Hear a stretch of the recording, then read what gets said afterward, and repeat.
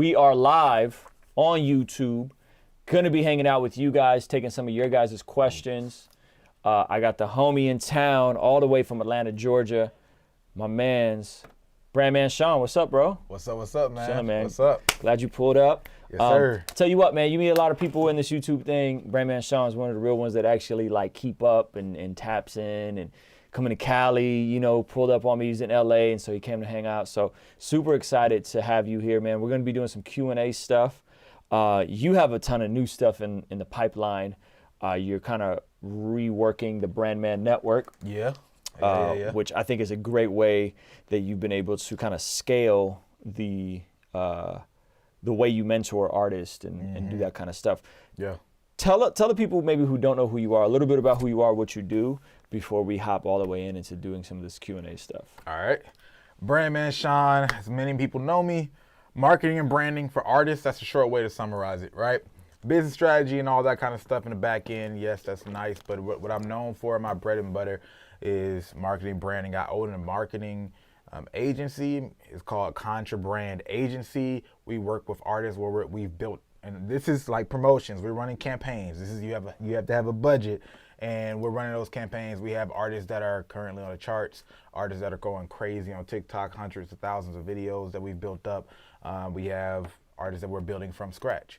Right, there's a variety of sides, right? Indie all the way to the charts. But then on the other side, then of course I have the YouTube channel that many people know of, BrandMan. I offer as much free advice as possible, you know, and advice is only as good as your ability to apply it at the end of the day. Right. But I look at it as trying to offer frameworks to think with.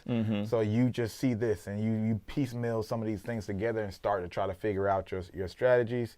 And of course, as you mentioned, BrandMan Network, it was a space originally built out to allow people to get closer to me where we can actually start providing context, right? You get all this general passive advice or just these thoughts to have when it comes to YouTube, but that's nowhere near as potent as being able to have someone contextualize your particular situation and create extra specific advice around that. That was what the space was created for. But then, you know, went over a lot of learning processes and decided, hey, it's not going to be as open ultimately. You know, you can watch that full video if you want to. It's recent on the BrandMan channel. But for a variety of reasons, closing it to just anybody who wants to be involved in it, and transitioning to a select amount of artists and really filtered artists that we can provide far more value to. Yeah, I think that's super cool. And I think again, just your ability to do it at scale, growing it to, you said you had 250 members at one point, that's a lot. Yeah. That's a lot. It could have grown it to more than that, but it was more about the quality and understanding that. Yeah, so now it's like you're kind of raising the bar, making it more of an application process to get the right type of people involved that could actually, like you said, apply the information instead of just, you know, going in there, taking up the resources and not necessarily having an ongoing connection and relationship with the artist. Exactly, 100%. There's a learning curve because there's not really that many models like this in the music space, right? Yeah. Curtis King had Curtis King TV. You mentioned earlier, we were talking, Rick Barker has something where he has this management type platform and I don't even know the specifics of all the back ends of how they're working those, but it's not really that many of them. Even Music Entrepreneur Club has but it's more of we just get on calls and things like that. But who does the Music Entrepreneur Club? I mean, that's Dame and yeah. And for me, my whole thing, so I know my specific goal is progress, right? Again, a lot of artists get caught up in just reading or taking in this information passively on YouTube. Yeah.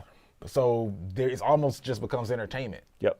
That's cool. That's what you want to do. Yep. But when it comes to being in BrandMan Network, I don't want people who are just going to be passively reading. We actually had a hell of a lot of videos Yep. at one point, and back there that were privatized. Yeah. But then we actually eliminated that part of the network because people were still getting caught up in that same behavior. Now we focus on very specific actions to make sure the people who are in there, first of all, you are working and we're helping you make actual progress. We've had multiple artists, like we've seen it work, multiple artists and people get signed. Yeah. We've had people have great collab projects that have came out of it, all these awesome things.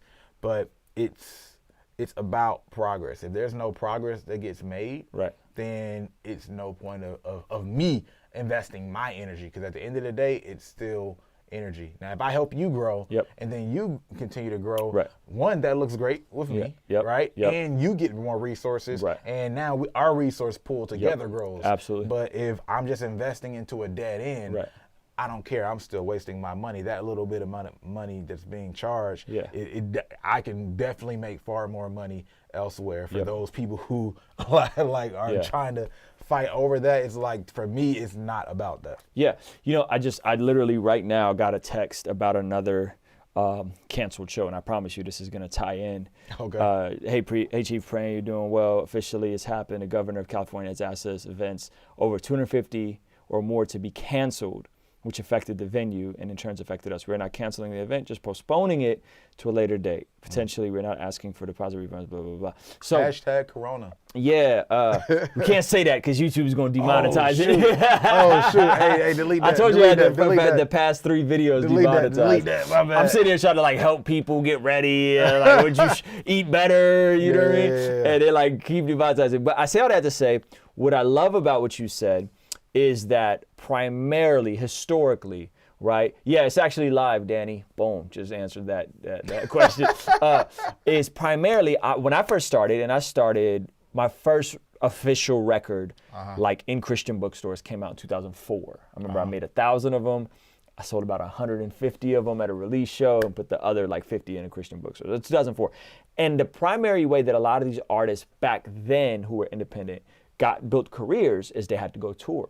Right, they have to go tour. So you're talking about, a guy like Pigeon John, 4th Avenue Jones. These guys were road warriors. They were always on the road, and that was the independent hustle from that entire decade up until 7, 8, maybe 5, 6 years ago, Right. where we started thinking of different ways to monetize. Spotify and Apple Music, which initially everybody was petrified of, came on the board, and now them 1,000 records that you would sell first week at the big bag, now you could spread that out over streams and make a consistent 2,000-3,000 a month, right, if your music is good. And so the industry has shifted. I say all that to say, what I love about everything you just described is that you're giving people ways of building businesses, of building brands, marketing themselves that don't have to rely on touring.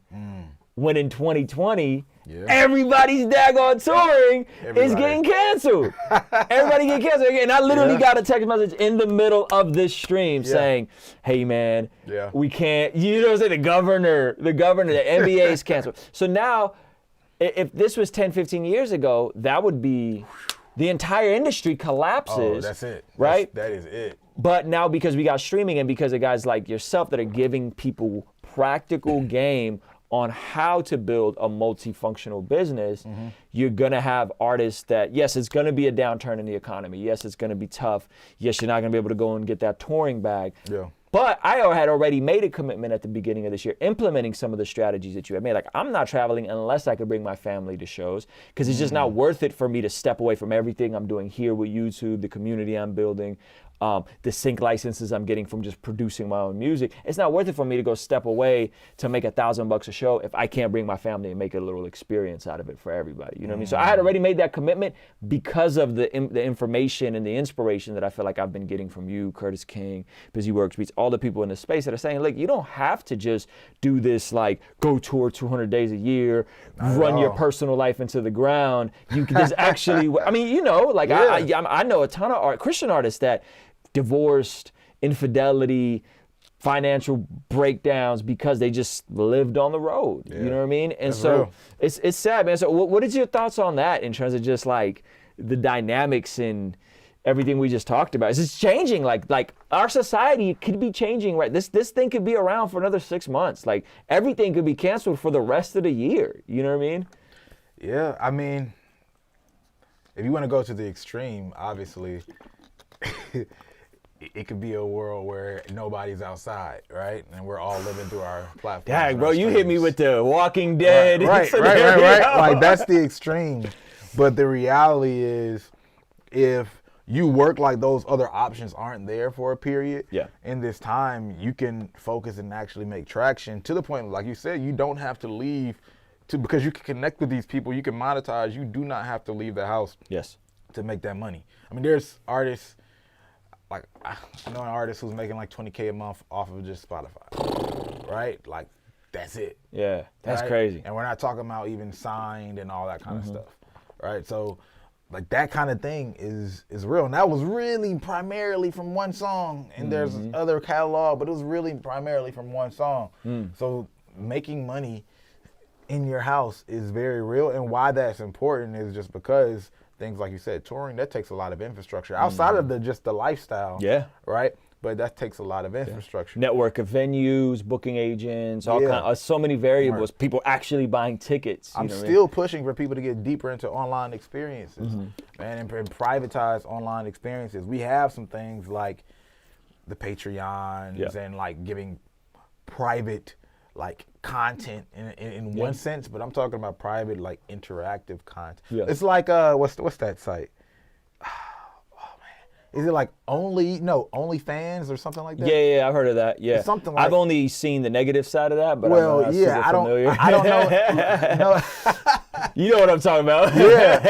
Yeah. Like no, but my point is, I don't even know the exact name of it. Yeah, but basically it's fans only or something like that. Yeah, basically, it's a porn site where you share and you have people that come in and you get a live experience, right? Yep. But where is that for artists or all these other things? That's like good. A private concert or private or we're just going to have a conversation with the fans and hey, how you guys doing? Yep. And maybe I get in depth into someone like almost like a therapy session. I don't know. It's dependent on the fan base, but there are so many private experiences that are possible online in different ways of adding value. That if artists really start to think about it, like shows that could be that's a version of shows, right? So yeah, that's a good point. So let me ask you this: so we're looking at a potential year, 6 months to a year, where people aren't touring, right? And me and you both know people making good money, people quitting their job. Some maybe aren't making good money, but they're making enough to quit their job, right? There's a kid on TikTok. I don't know if you follow this kid, Tyrese Hope. You heard of Tyrese Hope? He got like 1 million TikTok followers. He's been able to finesse some of that primarily into his Spotify streams. And he's really just good at TikTok. He does the fast rapping thing.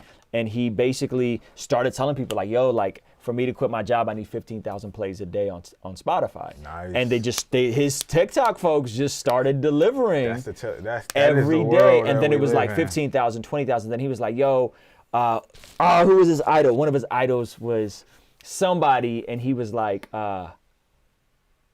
Tyrese. He was like, I was named after Tyrese, the singer. Okay, got it. He was like, he gets 72,000 plays a day. If we could just outstream him for one day, you know what I'm saying? Like, and so like that's his goal. Like he's documenting it. And he's great personality for TikTok, good rapper. Not great, but good rapper, like solid rapper, makes solid music. And he's been able to finesse this 1 million person following on TikTok. And now he quit his job. And so, when you do the math on that, I think he probably makes like $2,500 a month or something like this. It's not like a crazy amount, but he gets $2,500 a month to do music. Yeah. Plus Apple Music, and money. now continue to focus on it. Yep. And who knows what he's making on his TikTok lives? Yeah, okay, that's right. The TikTok lives. I forgot about that. So let's get into the nuts and bolts. There's going to be a lot of people that are going to be asking this. So we just kind of introduced this like you can make money from home doing music, right? So. I put up a thing on the Patreon for some of you guys to ask questions on there. If you guys are in the chat, feel free to chime in on this conversation. I have a ton of questions for you, but I want to take you out to get a California burrito, and you got an early flight. So we're not going to do it. But we got another artist, Bats, right, who I told you about, grew his TikTok, I think, to 240,000 in like a month, And so we talked about artists that have the attention now but maybe they're not able to monetize the way me and you can with smaller platforms. I have 25,000 Instagram followers. You got, I think, 12,000, 15,000, something like that, right? We're able to 16. Excuse me, my bad. Respect the claps. You know. But we're able to monetize our audiences when we're looking at ratios. I feel pretty well, like what I take home versus like my followers. I think I do fairly well. So let's get into it. Like, how are artists able to do this in 2020? What are some very tangible revenue streams once someone has the attention? You're talking about outside of streams, right? You could go into the streams if you'd like, but I think streams is the obvious. Right, that's the obvious. Everybody knows. Get your music played on Spotify, and then that becomes its own ecosystem. And we've talked about, you know, when I was on your channel, we talked about how to finesse the Spotify algorithm, primary artist collaborations. I think DistroKid just opened that up, so you can cross promote your Spotify followings, pre-save Spotify campaigns, all that kind of stuff. Some of that you're subjected to the algorithm, but a lot of times if you do what Spotify asks you, and Spotify repeatedly tells you what they want from you, right? Like they put the articles out there, they give you all you will be rewarded in the algorithm if you build a catalog. I broke it down like this: if I could have 10,000 streams, if I have 200 songs that each stream 10,000 times a month, that's 200,000 streams. That's a million, because that's about 1 million. I take home 4,000 for Spotify. That's kind of what I'm looking at. Like I want to build my catalog to 100 to 200 songs on Spotify. I think I'm at 100. I'm at about 100 right now. So I'm thinking long-term view, right? So Spotify, I don't know if you want to chime in onto the Spotify Apple Music thing, or if you want to go into a different revenue stream. No, as you said, Spotify's been covered a lot already. So let's talk about some other stuff. So one thing is offering, we know that merch exists as well. So let's get outside of just regular merch. Okay. But understanding whatever the psychograph of your audience is, like what kind of stuff do they like? Like why do they like you? What are some of your adjacent interests, whether it's like you like reading, and you have a little book club, or whether there's some kind of cool stickers that you create, whether you're actually partnering with other people who are designers and things like that. Like, hey, you create real dope graphics. My fans like this graphic. You create this little line, and then I share it with my fans, and they're making money. Like partnerships is an underrated way to make money that artists fail to leverage because it becomes so much about them, and they're always trying to figure out how do I keep a piece of a pie. But if you partner, it starts to open up a lot of the things that you can do versus always trying to build like some kind of back-end system and squeeze everything through. So I'll leave that there. And then, of course, there's the privatized content spaces. Like that's like we talk about on a Patreon and things of that nature, right? Whatever kind of content, like I'll let you get into your own creative bag on what you provide in those spaces. And then last but not least, one-off experiences, limited, exclusive one-off experiences, similar like I talked about with like a live event online or something like that. Those are the three buckets. Yeah, I like it. I think shout out to Trey Little. I don't know if you're familiar with Trey Little, another artist. Of course, man. 500,000 on TikTok. Of course, man. Oh yeah, he was on your channel. I'm asleep. Yeah, shout out to Trey Little. Thank you for hopping in this. So I like that. So Bats asked, best way to sell merch when acquiring a following. I think this is my philosophy. If you can tie in a partnership, amazing, right? Like super dope. What I think has worked, and I'm gonna really get into the nuts and bolts, is like create a piece of merch that you love and make that a part of your freaking costume. You know what I'm saying? Oh yeah. The person who I saw do it first and do it well was Chance with his new Air sponsorship and that 3 hat. That brother did it. It was like you did not see him without a daggone 3 hat for like 2 years. Yeah. And then he was like, and I sold like 3 million of them things. Yeah. You know what I'm saying? And so for me, you guys see me wearing this Outlier hoodie all the time. I got like 3 of them. That's by design. I really love the hoodie. I love the texture. I love everything. I'll make you one too before you leave. Yeah, that's a dope quality hoodie, bro. And so I wear this thing all the time. And what it does for me is on a tangible side, like a very simple side, is I don't have to think about what I'm gonna wear when I go make these YouTube videos. I'm wearing the same thing. I can reuse thumbnails. You know what I'm saying? Like I just wear the same thing all the time. And eventually people ask, and then sometimes I'll work in a different hoodie that I'm testing. So I got this hoodie inspired by Wes Watson, and it says, "Purpose is greater than pleasure," right? And I've just been wearing that, and I wear that, or I wore that at church the other day. Like, what is that? Like, I want 2 of those. You know what I'm saying? I was on a live stream the other day. People were like, yo, I want that hoodie. You know, so I'll make a piece of merch, test it before I even put it online, and I'll let people ask for it. You know, so I think one of the best things artists can do is find something that you love, a t-shirt, a tank top. Like, say you're a super shredded dude, rock a tank top. You know what I'm saying? A hat, a beanie, whatever that thing is. Make something that you love and just wear it all the time. And But eventually... You literally make it, though. Yeah, I literally make it. Make that clear, because it's easier for you to do that than everybody else necessarily. Yeah, well, that's why we got the class coming, not the class, the ebook coming. We're going to get an ebook to all the Patreons away for free at the Patreon level. But I'm making an ebook called How to Make Your First $1,000 from Merch. And I really believe that with a couple $100 of investment, that just about anybody can make $1,000 worth of merch and either do music merch or do a merch brand, you know what I mean? And it's just so simple now with the technology that back in the day, you know, what happened with merch for me was that in the same way I used to have to get, 1,000 CDs. I don't know if you remember them days, you know what I'm saying? Like you couldn't just get 50, you had to get 1,000. And so I got 1,000 my first time, and them jokers sat in my daggone closet up until like 5 years ago. You know what I'm saying? The album I put out in 2004. And so what I did was, I got in the merch game, and it was the same thing. You got to get 72 made. You got to get 24 made. You got to get 36, 40. You got to get these minimals. But you don't know if that joint's going to hit. You know what I'm saying? You don't know if that merch is going to hit. And so I ran into the same thing. I would make merch, and it would sit.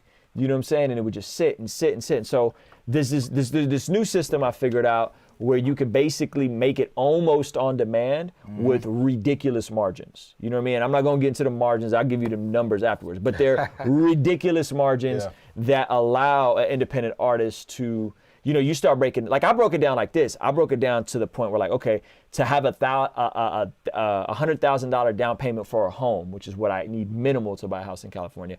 Like I got to sell like, I think it's like 3,300 hoodies or something like that. Like I broke it down like that. You know what I'm saying? I'm sitting there thinking like, how could I get to all 25,000 of my Instagram followers and see if I can convert, you know what I'm saying, 12% of them to buy a $50 hoodie. That'll give me a down payment for a home. I love that. Even if I got to DM them one by one, you know what I'm saying? That hoodie, I think it could be done. Yeah, and so I think that side is like the real nitty gritty. Find something you like and just wear it. You know what I'm saying? Find something you like that you just wear. Belief is real big. I don't know if you're familiar with Belief in Fatherhood, but he's getting back into music. He's real big on like, rappers should be like cartoon characters. Like you should have like a costume. You know what I mean? Yeah, I did an entire video on that. You did? Not him. I don't know who that is. But talk about that. Well, being an artist is intellectual If someone property. could wear you for Halloween, was that the video? Someone could dress up as you for Halloween? Yeah, right? Okay. One, people should be able to dress like you as Halloween. Not necessarily for everybody's brand, but if I can dress like whoever, right? If I'm dressed like Drake, if I'm dressed like Lil Yachty, if I'm dressed like Jay-Z, if I'm dressed like whatever, people can tell just by a simple costume who you are. That's how you know your brand is strong, right? But just outside of that, no, being an artist is IP. Right? Right now we're seeing the IP of all these Marvel and DC superheroes, right? And all these movies that get created. Right. You fast forward 10, 20 years, you're going to see more and more of artists being utilized in that fashion. Because what is a comic book character? You have the backstory now from the artist. We're building these storylines, and now through the nostalgia, you can introduce an artist who was here 20 years ago, killing it in his prime, to a new audience through a movie fashion, and then of course connect with that old audience in the same way you do with Spider-Man, Batman, Superman, Avengers, all that stuff. Yeah, that's good. QC can have a whole Avengers movie because they have a whole roster of artists. You get what I'm saying?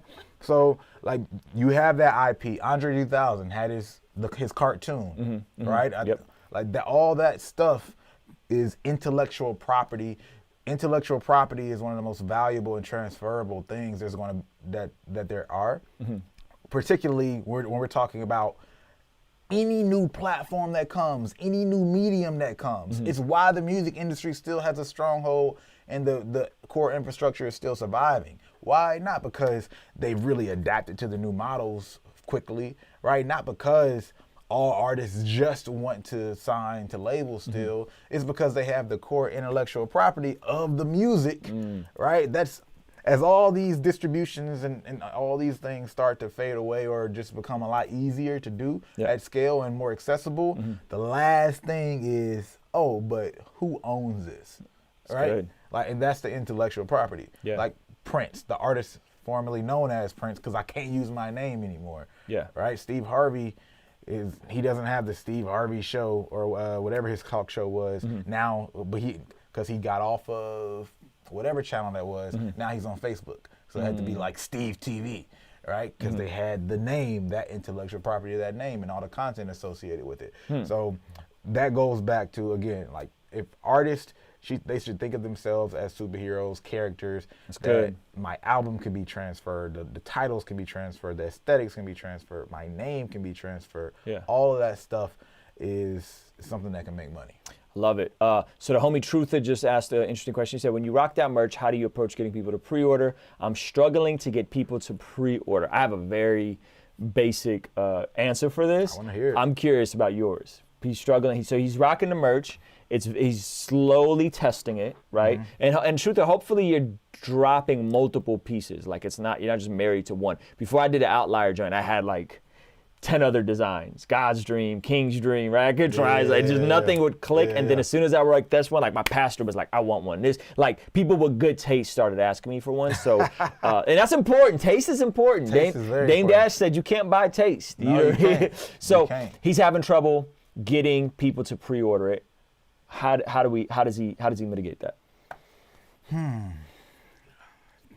All right, so I'm assuming these are people who have expressed interest. Is that where we're going from? Probably people who follow him already. I think he has a couple hundred, a couple thousand followers. Okay.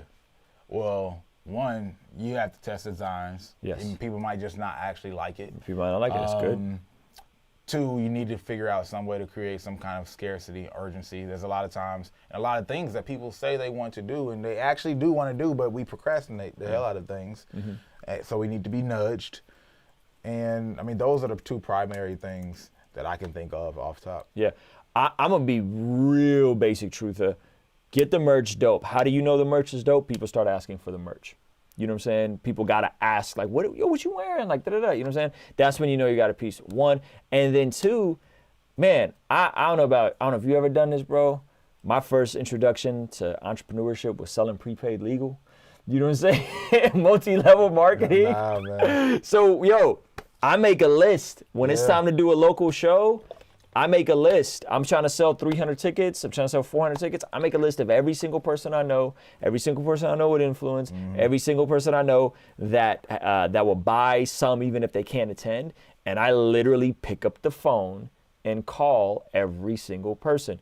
Now, the catch to that is in the same way with multi-level marketing. If the product is trash, you're dead in the water. Because your friends and family, they'll support you once. They may support you twice, but if you put on a show, speaking for example for a show, and they come out and the show is trash, you're trash, the crowd is trash, the sound system's trash, they're not coming back the second, third, fourth, fifth time. That's for sure. Yeah, I've been able to successfully sell 500, 600 tickets in San Diego, hard tickets, because half of those are people that buy tickets online, they're fans or whatever, but the other half is like, hey, cousin, I'm gonna need you to buy 4 of these things. They're $20 a pop. You know what I'm saying? Like, and just very direct. And so I think before people ever jump out the window and go get an investor, we break down the math, right? What do you need? You need $10,000. Well, $10,000, that's 400 hoodies. Do you have 400 people in your network?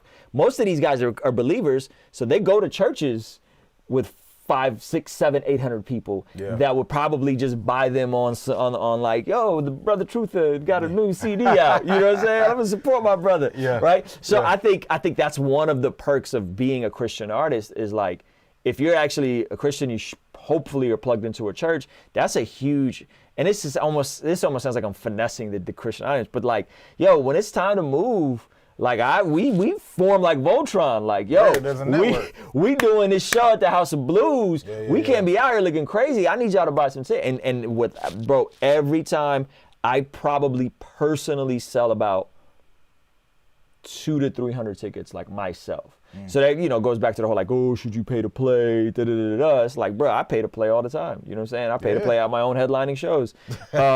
So I think I say you got to go way more grassroots. I'm talking and don't make it about the piece of merch. Don't make it about the show. Make it about them partnering with you.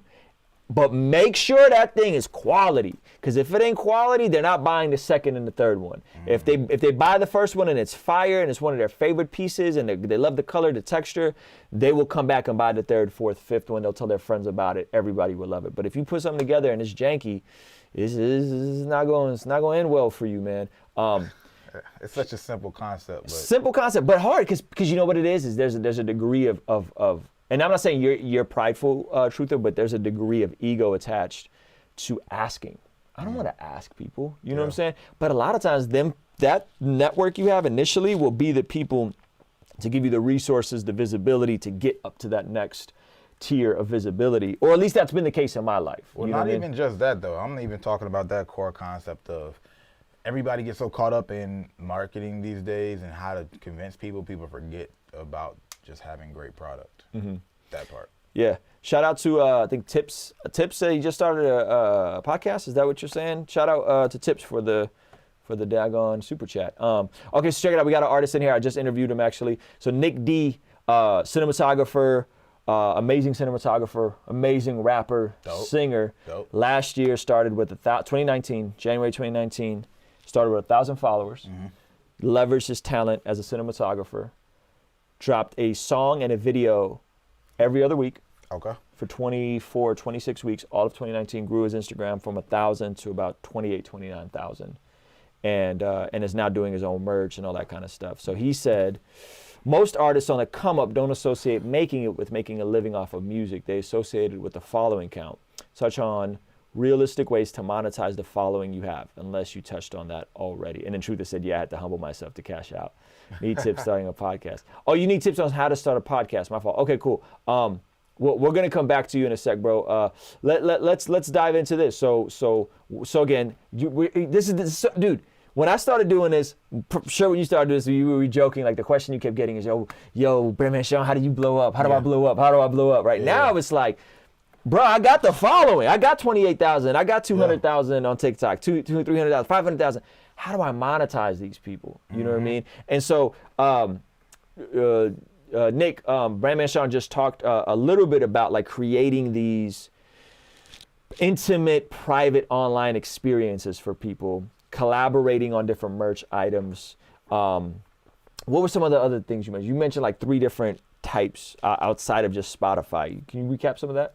All right, so yeah, I'll start with, yes, there's the project sales or music sales.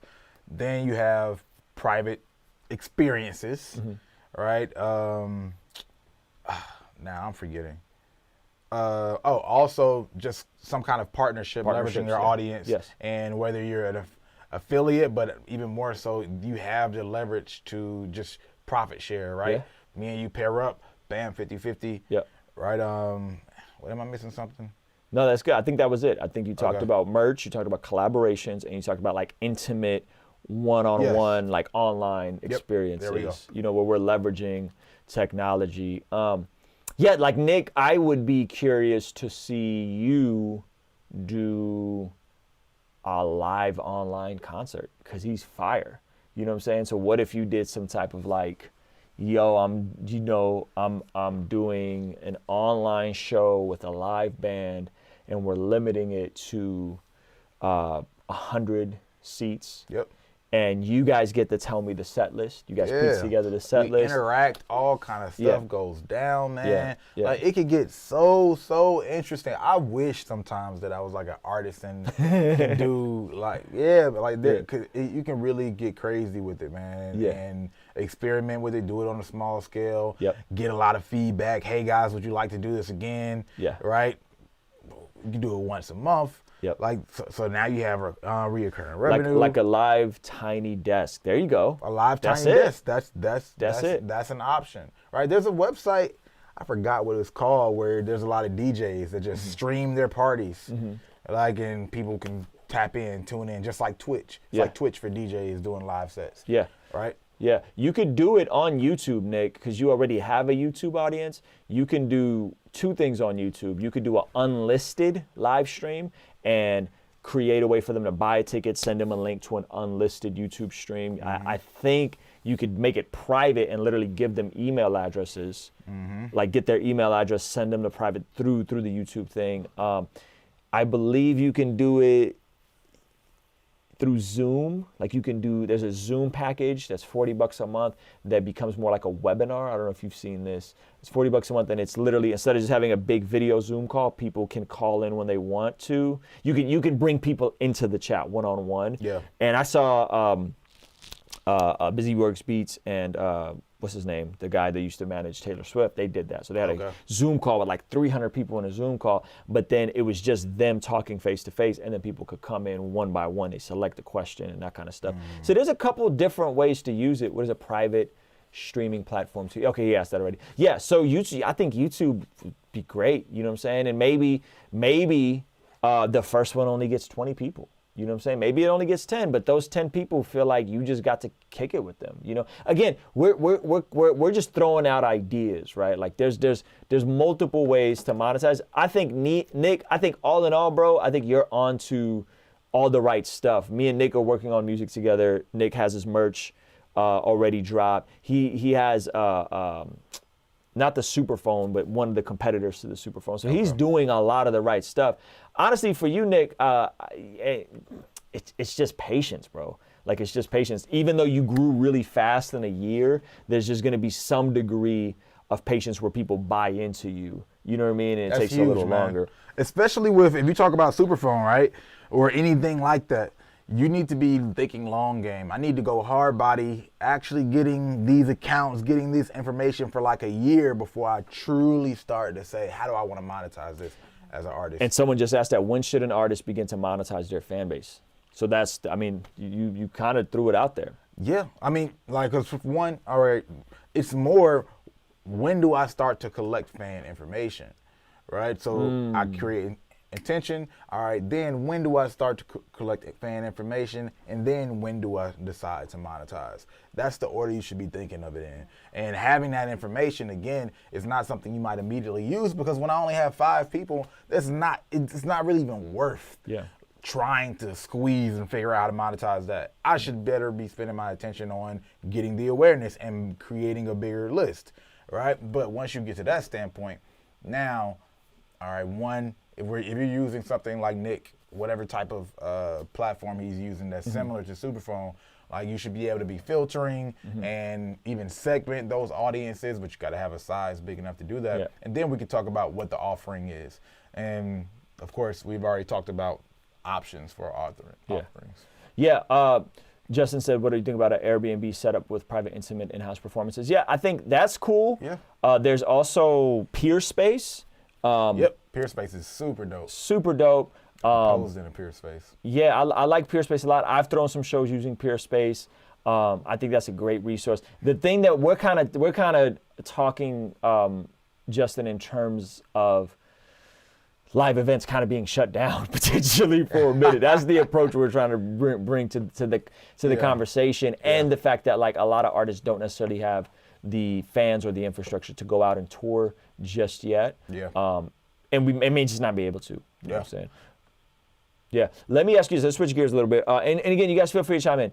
I have this theory that there's a huge difference between a music industry and making music as your business, or having the business of music, right? So there's a music industry where all kinds of crazy shenanigans happen and people are idiots. You know what I'm saying? Google Peerspace, GI. So Google Peerspace. It's a website, peerspace.com. You can rent venues on there. It's like an Airbnb for, like, creative spaces, office spaces, so on and so forth. What is your take as the industry is evolving, but specifically, we were talking about it earlier a little bit, what is your take on the whole Megan Thee Stallion indie label partnered with the other indie label. Rock Nation steps in, and just kind of the debacle that's been what they struck gold with her. You know what I'm saying? Like you were talking about like how amazing of an artist she is, and they struck gold with her. But now it's like, the guy that kind of got it all initially funded is kind of getting pushed out of the equation. You know what I mean? So what is your general impression of the whole Megan Thee Stallion thing?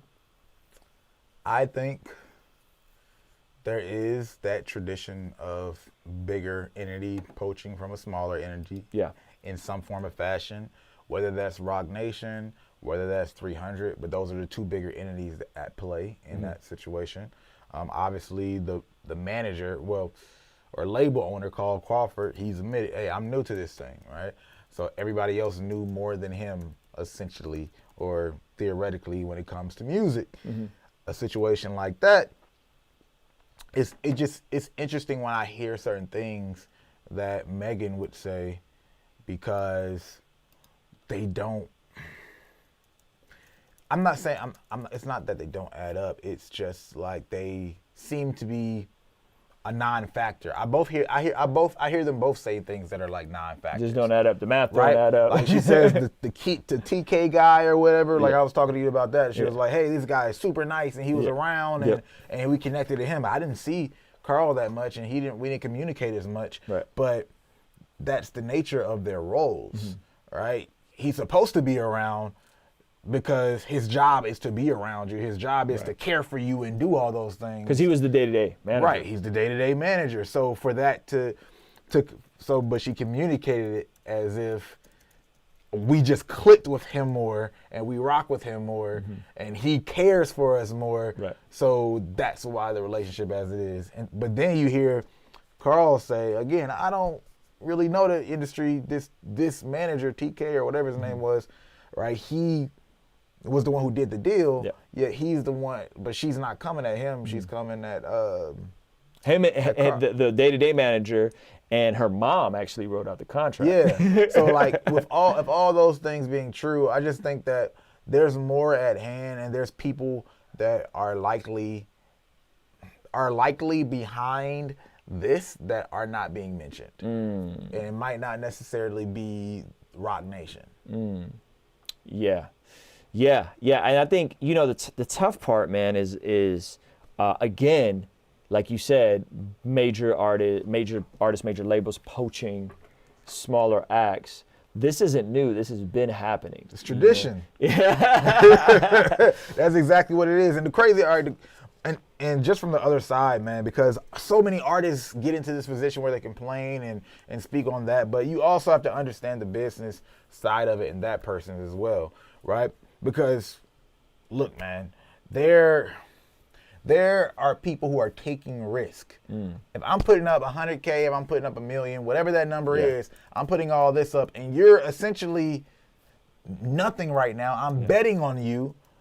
I have to get a return on my money. I'm an investor, right? So that's just what the business aspect of it is. So you can't fault somebody from having that kind of projection and that kind of perspective. Fair becomes relative, but like at that very core, like people need to be able to make their money back. So her wanting her money, like trying to negotiate so fast, that part just seems off, right?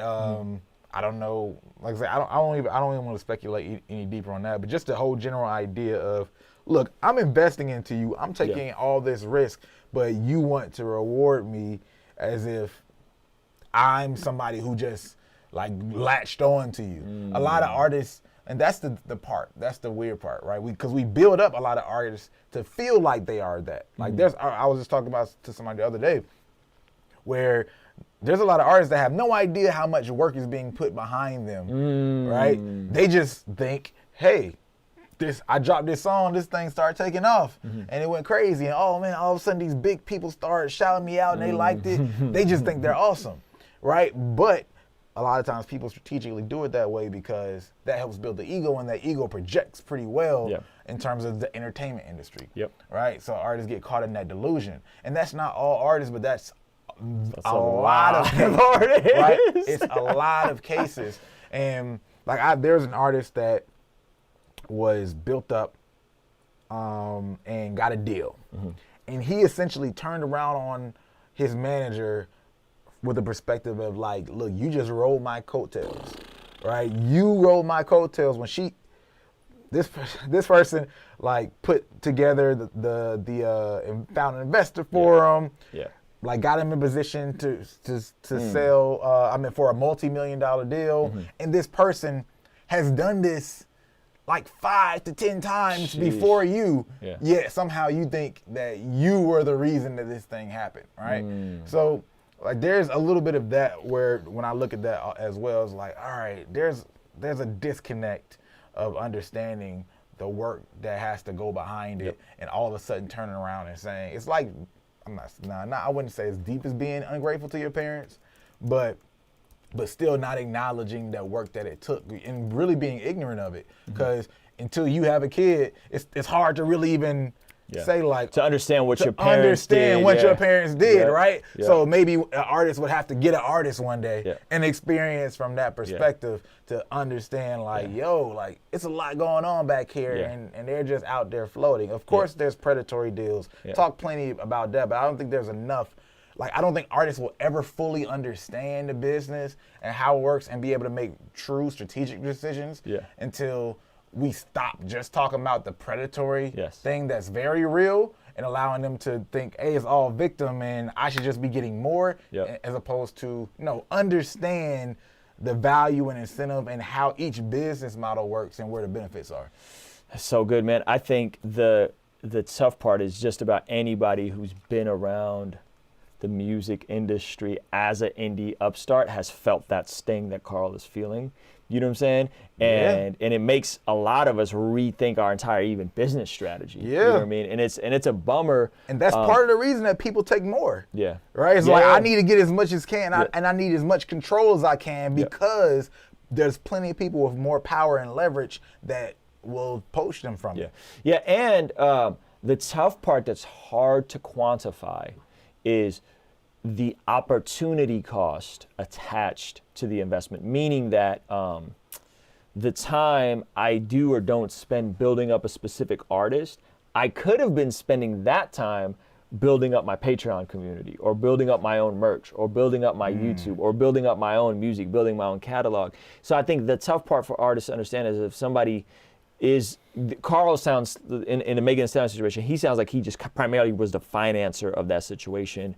And those terms are, I think, fairly generous, 70-30, kind of a lot on that 360 split, but the 60-40 revenue split, she co-owned her master. I thought those terms were very generous. I want to know what part are the terms that are so disagreeable, like, because it seems like there's something deeper, like that's like truly violating the way she's spoken, because yes, she might not like those terms that we all know that you just stated. Cool, you don't like them, but to say they're violating like heavily, we all can kind of say, I'll tell you what it is. I think it's just relationships are about frequency and proximity. Right. So the more you have frequency and proximity, especially in business, the more people feel like family. Remove the frequency and proximity. Now she's over here with the day-to-day manager running around with Jay-Z and Rock Nation.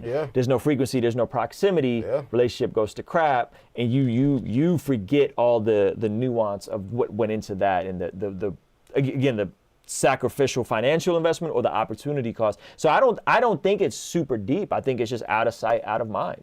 You know what I'm saying? There's some friends we have that we don't see them for a while, and it's like we never skipped a beat. You know what I'm saying? And then there are other people who you do something with, and then you don't talk to him for a month, and all of a sudden it's like, what's up with that dude? Is he tripping? You know, you're like, you start thinking, and a lot of times it's just, you just ain't been around. You just ain't, and that's why it's tough. Like even as I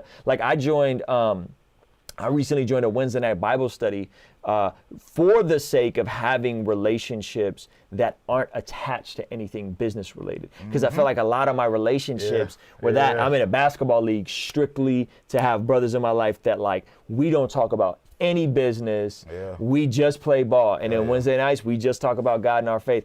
But as a grown man, as I'm in my 30s, you gotta be so intentional to have friendships like that. And it's the same thing in business. You get an artist, the artist starts taking off. Before you know it, people are trying to poach him, everybody's in their head. I don't think it's super deep. I literally think it's just on some like, but I think the thing that may be deep about it though is that she didn't like that the money was supposed to get sent to him and then she got paid. I could see how that could be dehumanizing. If you're out there getting the bag, doing the walkthrough at the club, doing the shows, and she got to wait for him to cut her the check, which is, I think, the way the deal was structured. It doesn't sound like that's what was being executed. There's a lot of deals that, I mean, that's still pretty standard in a lot of cases. It's standard, but again, I get it. But amplify the fact that you don't see this dude for 6 months. Yeah. He in Houston, and then you got to wait for him to get the bread to send you to the, you know what I'm saying? Like, I can understand. And it's one thing when that's Atlantic, right? A logo, and it's another thing when it's called like a person that I can attach my name. It's the same thing why a lot of times say Jay-Z instead of Rock Nation. And like, it's like, all right, there's a lot of mess. Like, there's a lot of people, like Jay-Z's not everything that happens in Rock Nation. Right. Like, if some BS goes down, of course, you know, if you want to get into ultimate ownership, okay, sure, he's probably one of the end people. Yeah. Okay, so this dude asked an interesting question. I'm curious to hear your perspective because he's asking this from the perspective of a believer, right? Okay. And he said, this is a very interesting question. So I'm really curious to see what you think. He said, how should we cope with fame? And I said, are you famous? And he said, I have faith in my talents, but the fame part scares me. I would love to hear your thoughts on that question. The first thing is to focus on purpose, right? Once you start to focus and get caught up in fame, it starts to consume you, and it just becomes a thing, right? So it's, why are you doing? Are you doing what you're doing to become famous? Because that's going to mean a lot. I mean, even me being seen more than I was used to was completely weird for me. Yeah, I saw you at A3C. And you was like, there's a lot of people coming up to you and trying to engage, man. Yeah, like, so that whole thing is, it's an interesting thing, but the best way you cope with it is that whole traditional, don't get too high, don't get too low, right? In terms of what you allow people. Don't allow people to build you up, because if you allow people to build you up, then that is the pedestal that they can knock you off. And as you rise up, there's like nowhere you can move, right? Except for without falling off, because you're built up by whatever their opinions are. But if you stay focused on the purpose, right, of why you're doing it, you stay focused on the things that actually matter, a lot of that fame will come as a result. But once you start playing in it, now like it starts playing with you. Right? Like you start noticing, oh snap, as many people aren't doing this for me, or oh snap, like why am I here and they not letting me cut the line? Like, it just starts to become, you become entitled to it. You become entitled to it, but then of course, then there's the pressure and the loneliness and feeling like you're inhumane at times. There's a lot of those aspects to it, but again, like, it comes down to what you focus on. That's going to be the best way. And of course, keep people in an environment around you that don't treat you like you're famous. Right? I think it's a flawed question based on a false premise. I think that even talking about this, like Megan Thee Stallion thing, I think we've been so conditioned to think that you're either Megan Thee Stallion and the baby of 2021, or you're nobody. You know what I'm saying? Like, and I think there are so many artists out there who are well off financially, but aren't famous. You know what I'm saying? And they're grounded enough in purpose, like you described, in a team that's going to keep them anchored, in people outside of their music team that are going to keep them anchored in real life, right? That keep them normal. And so I think it's just a flawed question in that they're all alternatives. You know what I'm saying? They're all alternatives. I'm assuming that he's saying that he wants to go a route that does have fame associated with it, but like, why does fame scare you? Because it is a new norm. Right. So there's a part of it. Some of it is truly just time. You have to get used to it, right? Acclimated to it. Also, a huge part of it is what type of people do you attract? Like, the type of brand you create will have a huge impact on the interactions you have with fans. because it's a difference between saying, hey, you've inspired me, and I don't know, like you're dealing with an adult audience or people with a more mature audience, and I listen to you, help me with business and things like that, versus you're so amazing, like that whole thing, and or the certain lifestyles. Yes. Like, so the brand you put out, the energy you put out, all that type of stuff will have a huge impact as well, and it'll make it way easier. Like for me, okay, for the most part, it's people who are interested in more business type things, marketing type things, right? It's not just that general type, and that's far more, manageable. Yeah, yeah, and I think it goes back to the whole like music industry versus being in the business of music. You know what I'm saying? I feel like I could be in the business of music, and maybe someday I step into the music industry, but I am not starting with the premise of I want to be in the music industry. I want to be famous. I want to be, you know what I mean? Like that's not my approach. I'm starting with I want to build a brand, a team, a business that is scalable. And a great TD Jakes quote, and I love TD Jakes, is I think he said this on the Breakfast Club. He said, I never set out to be famous. He said, I set out to be effective. And then fame became a byproduct of how effective I became. Exactly. It's something that just should happen. But I know people who chase fame, and that's a very weird thing to me. Yeah. But at the end of the day, like you said, right, the music business versus music industry, we've kind of gotten to a point where people are duped into thinking that they're the same thing. But the industry has rules established to it, right, and a way to play that game. And some people are good at playing that game. But music business, look, if I'm making a CD and I sell you the CD, that was business. We just did business. You're in the music business. Like that, that's it. Yeah. Right? So it's about making money. You don't have to do any of that other stuff. Yeah. Like you don't. These are distribution platforms and ways of doing it that get marketed to you as ways that, because it creates a system that we can profit off of. But at the end of the day, if you want to just be a street musician, right, and then also somehow brand that and then create byproducts of that, you can do that, right? If you want to become a recording artist, right, you can do that. If you want to be an artist that has sync deals and you just do syncs, there's so many different paths. Let me ask you the question beneath the question. Okay.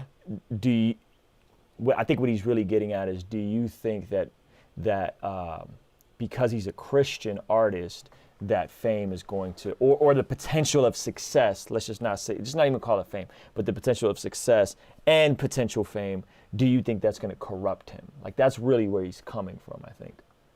I don't think it has to. I think it can. Not? Okay. Because, it's all about testing, like battle tested. And being famous, that's going to expose you to far more than everybody else, right? The thing is, like, we like to act like fame does this thing to people. Yeah. Right? But fame just exposes who you really are. It's exposing, and I'm not even talking about from the standpoint of fame, like your vices and all those other things. Yeah. It's just the fact that, like, you're getting tested and you have all these things available. So, like, it's a stress test. Yeah.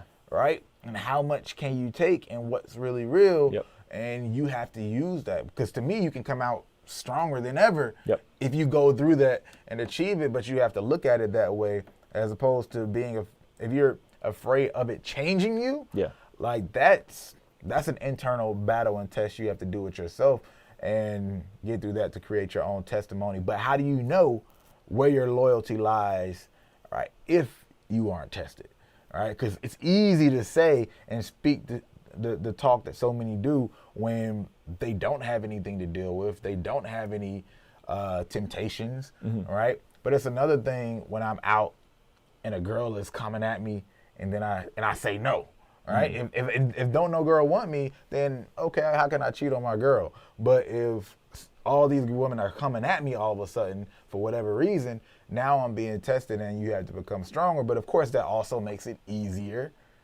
to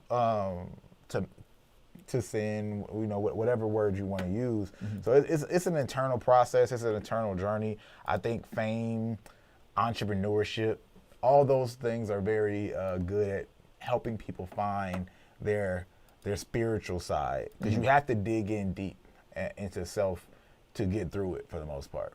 That's good. One of the things, so we talked about Nick D dropping a song every other week. One of the things you've mentioned you've been a huge advocate for, and it really kind of like, illuminated the model to me, is you kept saying, man, everybody keeps talking about this Russ model. Everybody keeps talking about this Russ model. The part they're overlooking about the Russ model, drop a song a week, is that they're overlooking the fact that he was an early adapter on an emerging platform, which was SoundCloud at the time. And then Toby Wigway took that same approach, except he added a video to it. So he did, I don't know if you're familiar with Toby Wigway, he did Get Twisted Sundays, started rhyming to just kind of like mainstream instrumentals, mixtape style, and then started doing original stuff, and then it grew and grew, and he grew his following at like 500,000 or wherever he's at right now. I think the thing in that as well is that he was the first like Facebook, Instagram rapper with the captions and the meme style videos, right? So a song a week right now in this climate, how would you approach that differently?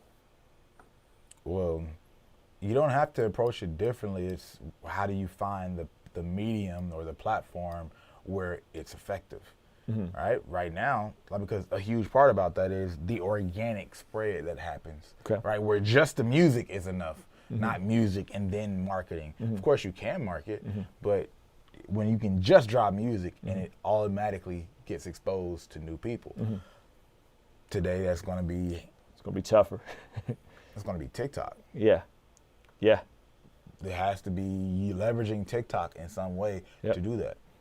You can still squeeze that out on YouTube, but the best way is going to be TikTok, and maybe that might not be a full song, right? Maybe that's 15 seconds of a high verse, or you're just selling, you're teasing it, right? So maybe the full thing's on YouTube, but you're teasing it on TikTok. Right?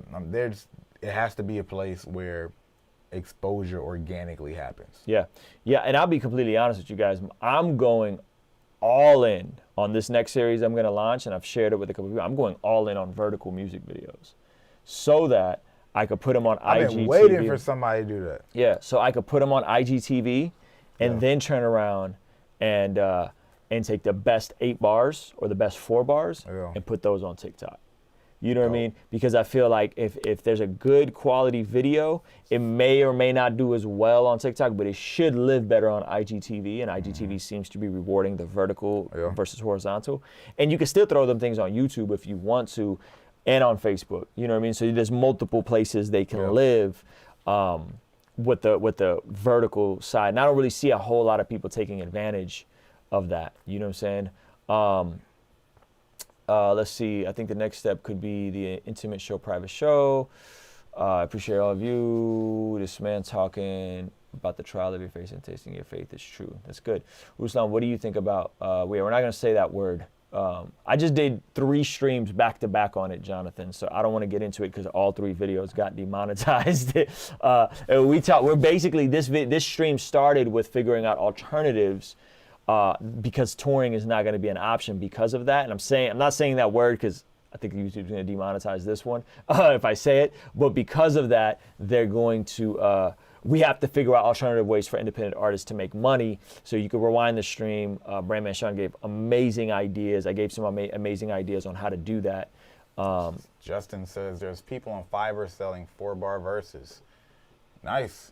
Hey, there's that girl who's selling all those hooks on like BeatStars and stuff like that. She killing it, bro. Yeah, she's dope. That's a good business model, like selling beats with really good hooks on them. Like I think that might be the evolution of like Type Beats or BeatStars beats. You know what I mean? Is selling stuff with that.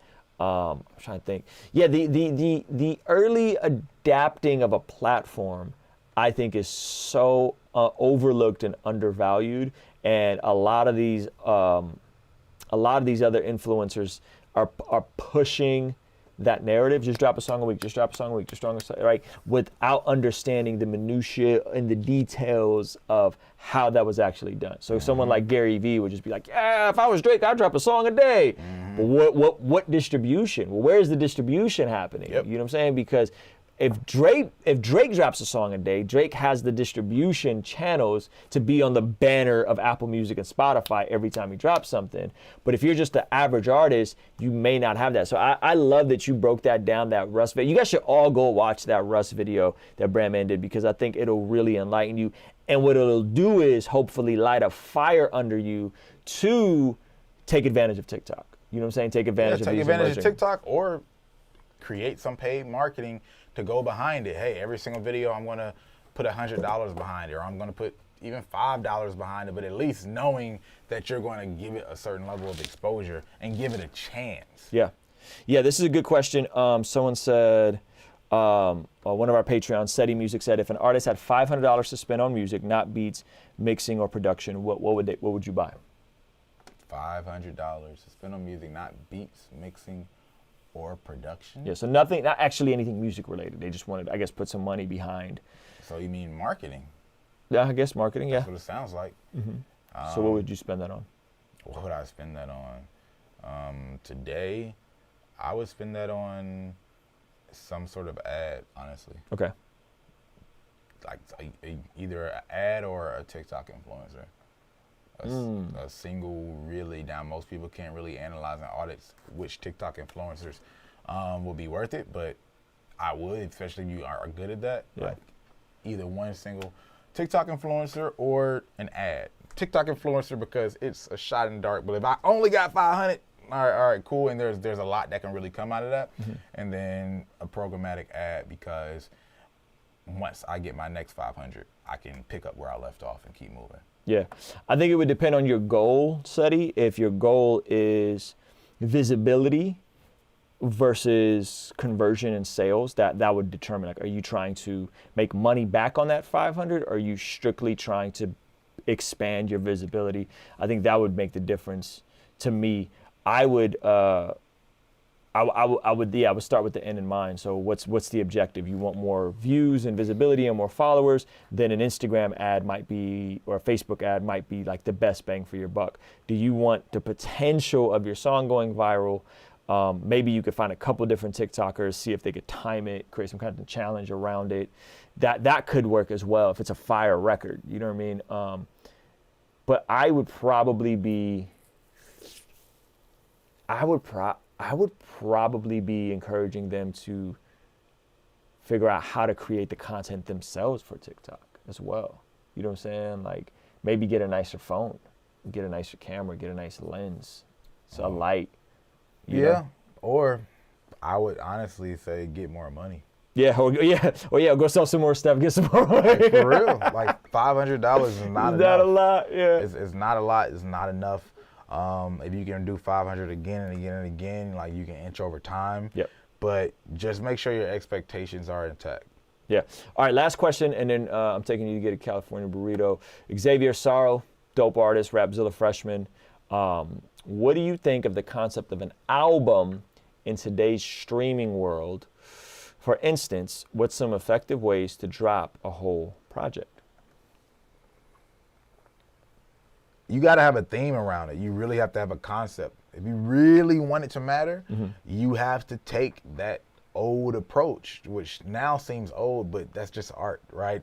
And making something cohesive, right, where it matters. Just like Kendrick, right, where people started creating the whole backwards and forwards, right? That causes them to listen to it two different ways.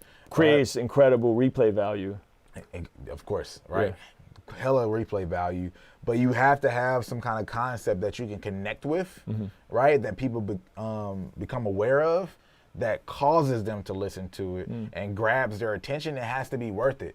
Consumer behavior, if you want to go against consumer behavior, you got to sell them on why they should do something different than what they normally would do. Back in the day, consumer behavior is, I'm going to listen to this entire thing. And because, well, it was hard to switch, right? But today, it's easy to just pick a single save playlist and swap it out. So why would I ever listen to the entire thing, especially if I don't like every single song? So one, song quality. That means you probably have to have a particular niche, right? Or like just understand who you want to like it. Because if you try to do all this different poppy stuff, why would people like you? If you have all this diverse stuff, right, that's speaking to all these different audiences, then you know nobody's going to want to listen to it all the way through, because everybody doesn't like all that type of music, even though everybody says everybody likes everything, right? It's just not a fact, right? So do that, like have something cohesive, but you need a brand concept that really communicates and connects in a way that lets them know that, yo, like, you should listen to this. Like, what does it mean? That's good. I think someone that's probably doing really well right now with album streams is probably Griselda. I don't know if you're familiar with those dudes, but because they went so left, they went so gritty and so boom bap and so lo-fi, and everybody's doing auto tune and you know what I mean? These things, which is more quick. Give me the auto tune. That's more about scarcity than like listening to the album in a landscape where people aren't. It's just, it's a reason though. Yeah, but that's what I'm saying. They went into a niche that was more scarce.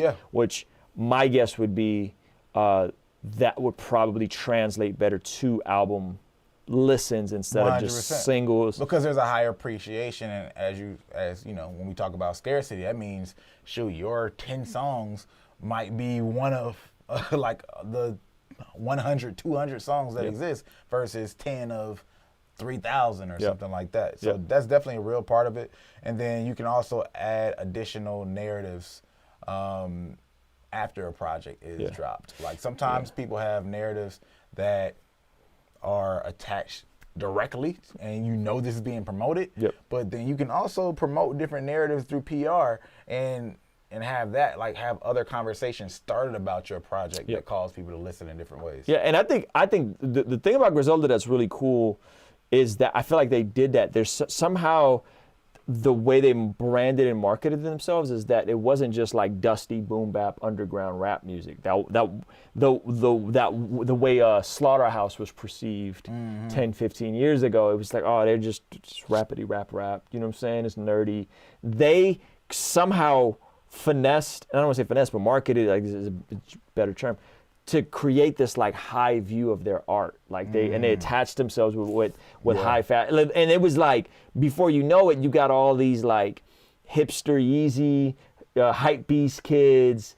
They're into Griselda, and it's just like, what did you guys just do? We've never seen anything like this before. Because it used to be you were dusty boom bap underground rapper, and then you crossed over like Black Eyed Peas and Macklemore, and you went pop. But they just stuck to their guns. They got the right cosign in the lyrical rapper, which was the Eminem side, and they just did it. So I think if you can rap, I think this is a great time to rap because of Griselda, J Electronica, and scarcity. Yeah, I mean, one part that you just mentioned is that unique pairing, the polarization of the contradiction. You're not supposed to be like this aesthetically if you sound like this. And being what you aren't supposed to be is something that creates curiosity for people. That's good. So many of you guys, especially in this forum, right, Christian rappers, now being what you aren't supposed to be obviously wouldn't mean going against your faith. Right. But there's a lot of other preconceived notions that actually just had nothing to do with anything. Like they really don't, right? Like they're just stereotypes, and you can go against those in whatever way and still, connect. Just like a lot of preachers who are extremely down to earth and doing certain things where, and amongst the people and with the people, and they connect with people. Why? Because they're not the preconceived notion of what a preacher is supposed to be. You going in right now, bro, because that's good. I mean, I think one of the things that people appreciate about me or this channel specifically is that I intentionally have and highlight people I may disagree with. You know what I mean? So if I'm going to have Wendy Day on here, I'm not gonna have Wendy edit herself or censor herself. I'm gonna let her drop all the F-bombs she wants. You know what I mean? And some people and some Christians were like offended by that, but then there were others that were like, man, I really appreciate that. Why? Because it feels on the surface level like a contradiction. Why would you allow somebody on a Christian channel to cuss? But like that was my, like, I don't expect people to alter their language in front of me anyway. What's the thing? What's the thing about Christians and cursing? So there's a couple of scriptures in there that I think are sometimes misinterpreted. Tell me about them. So Ephesians 4:9. I'll read you the verse and you tell me how you interpret it. Okay. But and I say this, I ask this as someone who grew up Christian. I just never made sense. Like, yeah. There's a lot of things that. So this is the Christians verse. That don't make sense. Yeah, this is the verse where I think many people kind of pull it out of context. Not let any unwholesome talk come out of your mouth. Yeah. But only what is helpful for building others up according to their needs that may benefit those who listen. Yeah. So this is, all right. Got some things to say. BrandMan Sean with the exegesis on Ephesians 4:29. Let's go. Like this doesn't make sense to be related to cursing though. Yeah.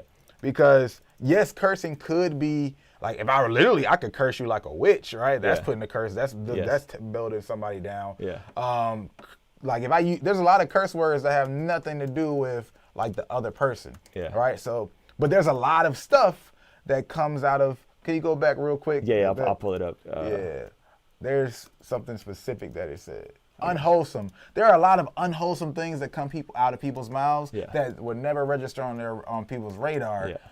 That are not curse words. Yes. That's nothing to do with a lot of stuff. And this is the issue that I feel like a lot of Christians run into. Yeah. Like it's why like Christians do this and like atheists and just non-Christians or even non-religious people in general like do this. And that's take the Bible out of context. Right? And I get it's weird to me that people are starting to realize, hey, you can take an interview out of context. You think this book that has existed for plenty of years, right, can't be taken out of context? Yeah. Somebody might cite one specific verse and say, "Oh, the Bible says that you should have slaves."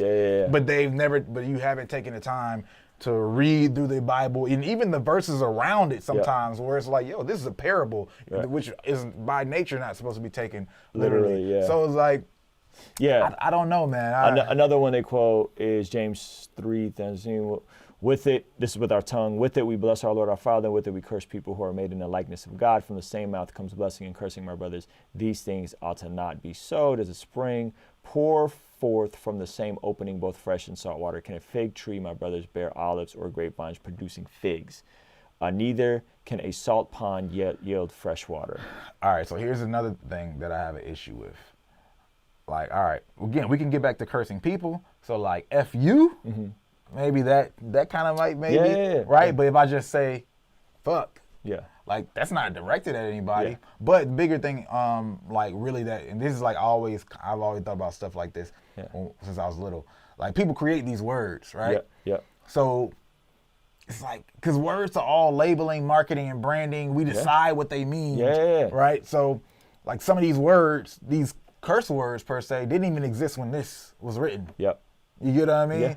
So it's like, how does someone decide? Like we create a word to decide that we can't say it. And all of it is the intention that goes behind it. I think the intent is more important than and that's why I could have someone like Wendy Day on my channel, because even though she's dropping the F-bomb, the intent is to actually edify, build up, encourage. Those are actually very Christ-like intents. The opposite of that was saying. And I think love that Christ-like intents with the F-bomb. No, I believe that. And I've gotten into a lot of hot water in the Christian hip hop community. I view this verse like this: do not let any unwholesome talk come out of your mouth, but only that what is helpful for building up others according to their needs. I view it like this. I view it as in the thing that makes Jesus unique is that Jesus says, listen, you cannot be perfect. You cannot be holy the way God is holy. And because you can't be holy, instead of me making you keep a bunch of rules, which is what most religion is, right? Is like, yo, do this, eat on this day, don't eat this, go here, do this, right? He's saying, listen, you're not going to be able to do it all, so I'm just going to do it for you. Right. I'm gonna die and I'm gonna rise. I'm gonna pay the penalty that you are a broken person. And so you have heard that it was said, do not commit adultery. Well, I tell you, if you lust after a woman, you've committed adultery in your heart. You've heard it said, do not murder. I tell you, if you hate your brother, you've murdered. Right? Let no one. You thought it was about 4-letter words. You thought it was about this word, this word, this word. I'm telling you that anything unwholesome that comes out of your mouth, like, don't let anything unwholesome. So it's the message of Jesus is like, you think morality is here? Listen, I'm God, and like it's really up here. But what I'm going to do is I'm going to come to you. I'm going to give you a new heart. I'm going to transform you, and then the trajectory of your life will change, and you will be transformed and be a new person. That is really what like draws me into Jesus. And so I think you're totally right. I think a lot of people get this. They think it's about saying specific words, where it's more about intent, and it's more about. It's more about intent, because I've seen Christian mothers and grandmothers curse their children out without ever saying a cuss word, and think they're so dignified and they're so righteous. But we're working within the lines of these rules that we created. Right. But the reality is the law, these laws that we create of the land, like they should not dictate your morality. They should not dictate your heart. Your principle. Like those are the things that don't change no matter what country. Oh, something's legal now in this country for me to do.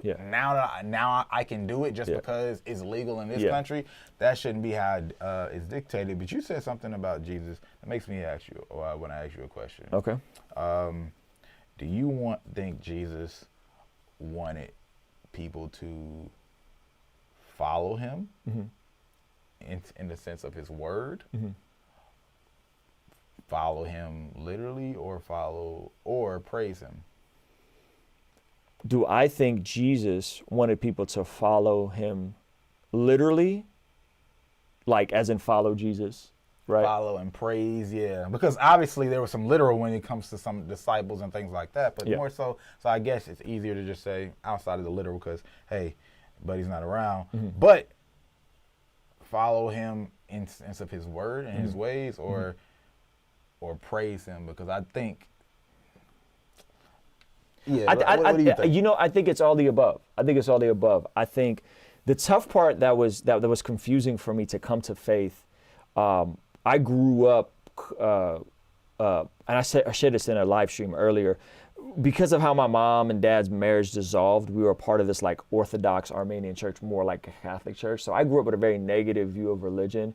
Are you Armenian? Yeah, I'm Armenian. I'm Armenian, half Armenian, half Russian. Got it. They split. The pastor that helped get us to transition here as refugees remarried my dad before he was... Wait, you're first generation? Yeah, I'm first generation. Bruh. Yeah, so he remarried my dad before my mom and my dad technically were divorced. Okay. So imagine being 6, 7, 8, you're seeing all this in real time. Your mom is devastated and hurt. And I told you some of the backstory with my mom. So I grew up with this disgusting, nasty taste of religion, and it was very ritualistic. And one of the things that was tough for me to buy into is then when I was 14, 15, 16, like dating a girl, going to church, is this idea of like Jesus being God. It was very different. I was dating a girl who is a Christian, and I'm still friends with till this day. And I was talking to a different girl that was a Jehovah's Witness, and they were like, no, Jesus is the Son of God, this and this and that, right? And so for me, what was tough to buy into was, is Jesus God or is he not God? Is he, or is he somewhere in between? And once I really dove in and like explored like the Gospel of John, it was like he made it very clear repeatedly, I and the Father are one. You know what I'm saying? And what they crucified him for was claiming equality with, unapologetically, repeatedly claiming equality with God. So to answer your question, because Jesus claimed equality with God, because Jesus died on the cross and then proved that he, by rising, therefore I believe that he is God incarnate. Like I believe that Jesus and the Trinity, which is another complicated concept for a lot of people. It's like, how can God be three distinct people, but one, you know what I'm saying? Like one being. And so it's like, man, there's no great metaphor to explain it. But from the beginning in Genesis, it says, let us make man in our image. The beginning of John, it says, and the word became flesh and blood. In the beginning was the word was with God. The word was God. And then the Word became flesh and blood. So I believe Jesus is God, and I believe he wants us to follow his ways. And I believe Jesus wants us to follow him in terms of like devotion to him and to God the Father and to the Holy Spirit. And I believe the blessing of Jesus, though, meaning that someone can live God's way and not necessarily worship Jesus and still get some of the blessing out of that. And that is hard for Christians to understand. Because it's principle, not it's law. Yeah, because it's principle, so that someone can say, hey, like, they may not even know Jesus or know Jesus personally, but they will apply the principles of do unto others as you'd have them do unto you. Love your neighbor as yourself. Denial, sacrifice, right? All these things on the surface level, the fruits of the Spirit, what are they? Kindness, gentleness, self-control, patience. Who doesn't want to be those things, right? Like, who doesn't want to be? So you see these values displayed, and then people get, people who don't ascribe to Jesus being Lord, their Lord, follow them and are blessed by it, and Christians are like, wait, this doesn't make sense. You know what I mean? But the scriptures are still the scriptures. The logos is still the truth. The truth is the truth universally. Somebody dropped my man Blessings report said, trees, water, and eggs are good metaphors for the Trinity. I guess a tree is a seed, and then it grows into the water is H2O, it's ice, and it's liquid. You know what I'm saying? It's vapor. So he's using metaphors to explain like what the Trinity is. I think the question I had to ask myself was either Jesus is Lord and is worthy of my worship, and he is who he says he is, or he's a liar and he was delusional and he was crazy, or he was a lunatic and he was out of his mind, ape shit. You know what I'm saying? Like, it's one of those three. And I read a book called Case for Christ. There's a movie of it and a documentary of it. It's by he was a writer for the Chicago Tribune, forensic journalist writer, and his wife got saved, and he did not like it. He was atheist. And he set out on a course to disprove the gospel and disprove the historical account of Jesus. In the process, gets radically saved, writes this book called Case for Christ. That is like a historical analysis. That's the book that brought me to faith. And then I read another book called The New Evidence That Demands a Verdict, encyclopedia-sized book, going over all the manuals and all this kind of stuff. And so I had a very like intellectual coming of faith where it just was like, this just makes too much sense. That's a fire question. I think it's both. Like, I think it's both. I think it's faith in that I don't know. Like, I don't know, right? I have faith and faith is really just confidence, right? Like, I have confidence that this makes the most amount of sense. This requires this requires less faith than if the universe is spinning randomly, out of control. We're here because molecules formed. And especially having kids, bro, I can't look my son in the face and think, wow, 6 years ago he wasn't here yet. Like he got conceived 6 years ago, almost to the date. You know what I'm saying? I can't look him in the eye and be like, yeah, this is all an accident. You know what I'm saying? Like, this is all vapor, right? Like, it just kind of all like I can't do that. And so to me, but then very practically, so the faith side is then I do believe that I had a literal encounter with some being outside of myself, that the very things I hated, remember I told you I hated church, I hated religion, I hated the Bible, I hated Christians. The very things I hated, I started to love. And the very things that I loved, sexual immorality, getting high, those things all of a sudden, I hated, and no one ever sat me down and was like, sleeping with your girlfriend is wrong. No one told me that. No one sat me down at that conversation. No one told me, hey man, you should start reading your Bible. It was just something, just one day I was this way, and the next day I was this way, and then I was like, well, I need to find some people that are like me, and it took me a while to find people that were like me, because I was the rapper kid, you know what I'm saying, the white rapper kid. So so there is a component where it was logical, but then when I put my faith in Jesus, there was a literal transformation that happened. And I still was, struggle with profanity and still deal with stuff, but the heart change was unexplainable. And so I do believe that it was an encounter with something outside of myself. But my faith is very narrowed down to like 3 or 4 core beliefs that I have. It's like Jesus is God, Jesus died and rose. I believe the Bible is the inspired word of God. I don't say it's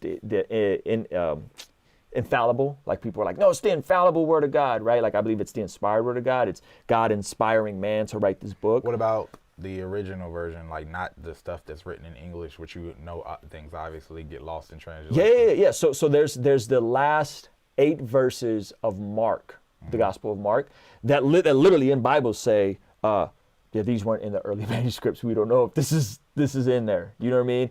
And some people say, well, he wrote it, and then after what happened in Acts, where Peter and Paul handled the snakes and they weren't hurt, and he went. That's the part about like the handling snakes, which people then take that and go play with snakes, and it's kind of weird, right? And so anyway, they boom. So there's parts that the Bible will tell you like these aren't in there. You know what I mean? So that's why I say I believe it's the inspired word of God. I believe it's God's standard, but there's all kinds of stuff that I don't know and I don't understand. See, but even stuff like that, right? That just goes about the Bible being taken out of context. You won't hear someone say, hey, the Bible even says this. Like there's oftentimes I hear people say, like, you'll have, let's just say a Christian take the Bible out of context and push things in one way, right? And people will be like, that's bad that the Bible even says that and speaks against that. When nobody will say, well, actually, the Bible doesn't even say what they're promoting. You get what I mean? Yeah, well, you know what? And that's a deeper issue, and one of the hearts of this channel and these types of conversations is honestly, I feel like, it's going to sound really bad, but I feel like within Christian circles, there's a lot of times just the lack of critical thinking. People don't want to think. People don't want to be challenged. There's a lack of critical thinking. Yeah, okay. Some of them happen to just be Christian circles. That's good. That's good. You softened that and cleaned that up for me really nice. People don't like to critically and objectively examine their own views and inconsistencies, and they like being told what to do and what to think. And I am still a thinker, and I still in challenge. And I will say this: people think that the opposite of faith is doubt. People think the opposite of faith is doubt. I think the opposite of faith is fundamentalism. I think the opposite of faith is having an answer to every single question and mystery of the universe. You know what I'm saying? So when you're like, I got all of it figured out. I know exactly that. Like, that's fundamentalism. I don't co-sign that. I feel fairly certain on like 3 or 4 things. I just told you what those are. And the rest of it, I just be like, bro, I don't know. You know what I'm saying? So I don't be talking about a bunch of different issues. I don't be like, I feel these things are to be true, and the rest of it, I have some ideas. I think I know how some of these things work, but when you start asking me about is there evolution, macro versus micro evolution, and is the Earth 6,000 years old, which a lot of Christians believe, which I think is kind of crazy to think about. Like, I really believe the Earth is 6,000 years old because they dated the Bible back literally. You know what I'm saying? And I'm just kind of like, see, I don't co-sign that. Like, don't put me in with those guys. You know what I mean? But I believe in an intelligent designer, but I believe God could have used evolution. And, you know what I mean? Like, I believe it could all work somehow and understand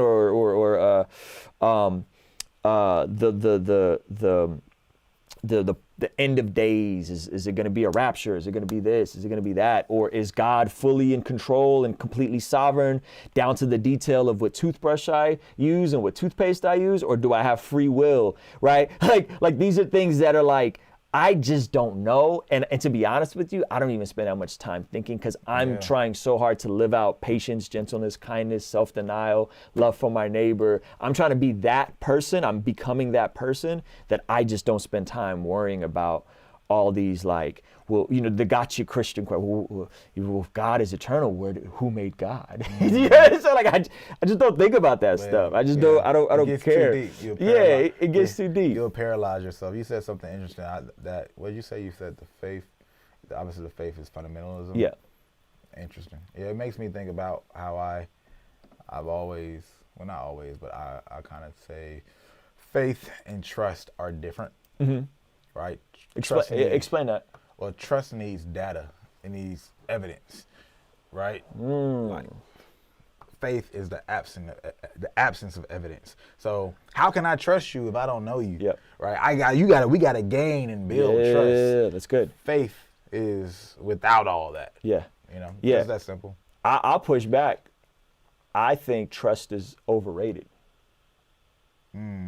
I think trust is, I have a degree of trust that if my wife goes out with her single homegirls once, everything is going to be cool. If my wife goes out with her single homegirls every Friday and Saturday night, I don't. I think that at that point the trust becomes overrated. Well, yeah. You know what I'm saying? Well, because trust has limitations. Yes. Right? Because trust is a hindsight, and that's my point. Like trust is based off of historical data. Yes. So I see you acting this way, I build more trust. I see you acting this way. Yeah. Okay. Every time I find you in a situation, and then how you act and move creates more and more trust.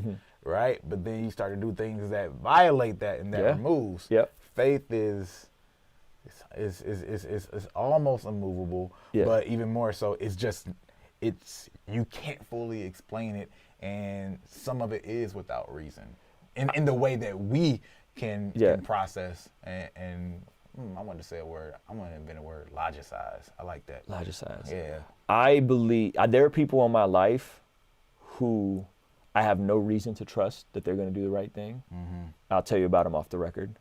That I have faith that they're going to be amazing people and contribute and do great things. No trust. Zero trust. Yeah. Like I wouldn't trust them to watch my kids. But I have the faith and the confidence that they're going to have breakthrough and they're going to do amazing things. And and when I really start to think about that dynamic is like, it works for God for me, right? But like in relationships, I'm like, hey, bruh, you requiring too much faith. I need some trust. I need the data to create. I need you to establish this thing, because you say trust. Why don't you trust me? It's like, I do trust you based off of the level of trust that makes sense. Like what you want me to do is have faith in you, and I don't know if I can do that. Yeah. So you said you grew up Christian? Yeah. So what is your views on like Christianity, Jesus, God? Because you're asking amazing questions. So you sound, and just from knowing you and watching your temperament, knowing the value that you put out there, clearly a lot like Wendy Day, you have a strong like Jesus ethos to you. And is that from I'm assuming your childhood, your parents? Oh man, you trying to get me in trouble with my parents? I don't know fully how to answer that. But yeah, I mean, definitely family and environment, and you know, church is definitely like was a part of that. A lot of questioning. I have another thing. Like it's weird to me how like some people never question God, because to me questions are how you become closer to just anybody in a relationship. How do I get closer to you if I don't ever ask you questions? Yep. You know, I got a bunch of questions for God that I'll tell you about when we go to get this burrito. and to even doubt, right? Yeah. And then that doubt be, what's the word? Like, I mean, answered, right? Now you eliminated that, right? Like, so it just constantly reaffirms, and then you become so strong. That's why so many people who, like when we looked at those people who go through those deep tribulations, right? And then they come back, like the fact that you said you were gone and now you're back. And that's probably why you speak so strongly and so assuredly, because you doubted. And versus just, I'm operating off of a system that was sold to me completely. Like, I truly believe for self, which is different, right? But there's a lot of things, not just faith, school, whatever, like just that so many people are just do off of behavior alone versus a true personal belief and identification system around it. But for me, a lot of it has come through, that process. Started when kid, but like I was fortunately, like I was always given like it's about my relationship. Yeah. Right? And even to the point where they'll get used against you. It's like, hey, what you mean? Like you, I don't care what you say, Mom. This is between me and him. You know what I mean? Like so I got maybe taught a little differently than where sometimes those stereotypes and things that you hear, like I'm like, where do you hear those almost? You know what I mean? Like, because I've like in my personal, I never really ran into those. Yeah, that's good. That's good. So you would, I still identify as a Christian, or you're not sure personally, or you're kind of still figuring it out? I mean, sometimes, honestly, there's like all these specifics to Christianity that I'm like not aware of. Usually I would just say I'm a Christian, but then but then it seems like maybe lazy. When it seems like there's additional answers. Yeah. I mean, like additional rules to the club that I'm not aware of. That's a good way. That's such a good way to describe it. He's so, like, yo, I didn't know I had to. Did you hear Trevor Noah's thing on the Breakfast Club about God? I don't know. I gotta play it for you. I watched Trevor Noah interviews, cold. so I probably saw. I might have forgot, but like, I don't know, man. He was like, Charlemagne the God was like, yo, well, what about hell? What about this and this and that? And he was just like, look, man, like if you want to pull up to the club in flip flops and wonder why you can't get in, like, don't be mad at God. I thought that was such a good way to illustrate that. My man, Blessing Report, he just said, but questions and doubts are very different. I can have a lot of questions, but never doubt. I can doubt and never have any true questions, and that's called disbelief. It's a very interesting way to put it. I would describe it like that. I always describe my faith, and I'm sure at some point it's going to get me in trouble because I describe it in a very pragmatic way. And, I like basketball, right? I'm in like basketball attire right now. Yeah. My son, and I told this story earlier, but my son is in a rec league. He's 5, right? So there's not much basketball happening at 5. But their age is 4 to 7 in this Saturday morning team, and I coach it. Just Coach Kareem. And what we do is we do a bunch of drills with them, very basic, dribble, shoot, right? Dribble, shoot, very simple stuff. And some of the kids are more advanced than other kids, obviously, because of size and age. And Levi's right in that middle, in between phase. And we separate them at the end, and we have like a hoop that's like 7 feet tall, and then we have a rim we put on top of the smaller hoop. Remember those? I was a kid, yeah. So we go with all the smaller kids, right? And the past couple weeks, this happened the first week, and is this kid named Ricardo, and Ricardo's dad is like nice at basketball, and Ricardo's like nice, but Ricardo's like nice. Like he's like 6, so he should be with the big kids, but he's short, so he's with the little kids. So he's over with us, and I mean, some of these kids, like literally, there's a kid Gavin that like can pick up the ball and that's it. Like he can't dribble. He's tiny. And this kid Ricardo is just a savage. Like he's just like stealing the ball from everybody, right? It's at a point where he'll run up to his own teammates, grab the ball, and just go shoot it, right? Dang. And we get these water breaks. And I keep looking at Levi, and Levi is just like, he's tearing up. He's so distraught. And he's just like, Dad, I can't. This is too hard for me, right? And the truth is, Ricardo is more developed than he is. The truth is, Levi's younger than he is, right? Ricardo is more coordinated than him. And in between these water breaks, I keep grabbing him, and I grab him. I'm like, you can do this. Like you can steal the ball from that kid. I need you to get aggressive and go in. And I'm supposed to be impartial, by the way. I'm a coach, but this is like I'm having these like really intense moments with him, right? Yeah. And I'm like, stop! Don't be afraid. You can do this. Stop! Don't be afraid. You can do this. You got this. Go. And every time I would do that, he would still be emotional, but then he'd calm himself. And he's like, Dad, he's playing really hard against me, and I'd be like, you can do this. And every time, sure enough, he would go back in. And he would go up against this kid. He was swatting him, stealing the ball from him. Oh. And it was just, and in that moment, I was like, yo, this is faith. Like a good father telling his son, you can do this. It's going to be okay. You're going to be fine. So when I say my faith is pragmatic, God and Jesus is that in me. I'm that kid on the court that's probably in over his head. There's a kid there that's probably better than me. And God is like, son, we got this. And he's the coach. Yeah. You know what I mean? He's the coach. And he's like, you can do it. I need you to get in there and get aggressive. I don't. That's a super deep question, man.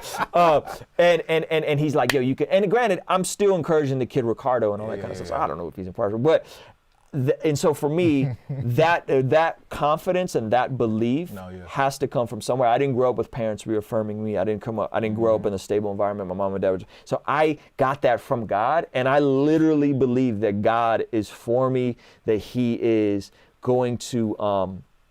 Bless me. He's going to empower me. I wake up every morning. I listen to Fred Hammond. I do my affirmations. I say my scriptures. Yeah, Fred Hammond, Kurt Franklin, and like I program myself in this faith, and it becomes tangible and it becomes real. And I think it makes sense. You know what I'm saying? I think it makes sense, and I feel, and I have an experience, as an emotional experience. And so that's just the easiest way I can describe my faith, like, is that metaphor. And it's a flawed metaphor, and some of you guys are gonna leave comments about this and say, but God's, you know what I mean? Like, he's not a coach, and it's not basketball.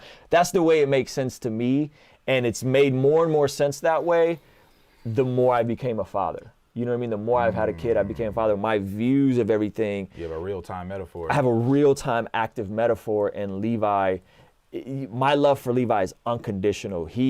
I will never stop loving him. I will never denounce him. I will never. Now, he might grow up and make some stupid decisions, but that doesn't change the fact that he is forever my blood. He is forever my son. You know what I'm saying? And I think it's the same way with kids and you know, us and being children of God. One of the verses I've been very perplexed by is there's a verse, I think it's in 1 Peter. It's not God's heart that any should perish, for he is patient. You know what I mean? Like, God doesn't want anybody to perish. God wants all of his kids. There's the story of the prodigal son that goes away and wiles out, and then the father comes and greets him and brings him in and makes him a son again. And he just wanted to work in the pig farm. If I could just go work, well, he left the pig farm and he said, if I could just go work on my dad's farm, I'll be, you know, at least I'll have more food. And his dad welcomed him back as a son. You know what I mean? So, like, I think that very tangible father-son thing is what my faith looks like. And somebody said, make sure he's having fun. Yeah, he's having fun, bro. He's having fun. He just discovered Michael Jordan recently, so it's all basketball all the time.